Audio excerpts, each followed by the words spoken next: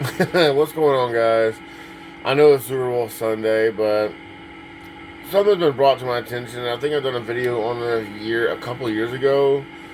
But let's talk about aquarium police, fish police. So, what is an aquarium police or a fish police? Well, that is where you go on a form and you ask for advice. Guy had a couple of full-grown Oscars or something in a 55. And people, without saying something along the lines of, well, you might want to think of at least a 75 because you go from 12 wide to 18 wide, they'll have more to turn around. Okay, that's simple. What an aquarium police does is gets on there and complains and calls a person stupid and inadequate because your fish can't turn around. That's way too small. That's what an aquarium police is. Alright, I've had somebody actually tell me you can't keep two full grown Oscars in a 75 gallon.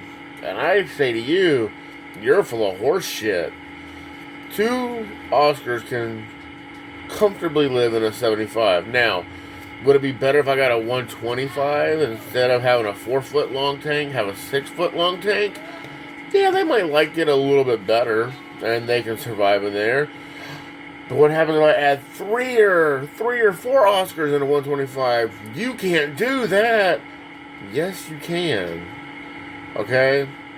Instead of these aquarium police on here and stuff, instead of jumping down people's throats about tank size and requirements, mostly it's tank size, okay? You know, it's completely ridiculous to jump down somebody's throat, okay? I've seen this. Alright? It's like this one person one time had a 55 with two full grown Oscars. Yeah, they didn't have no room, and they're like, oh, well, tax refund, I'm going to buy a fish tank. Well, some of us don't do that.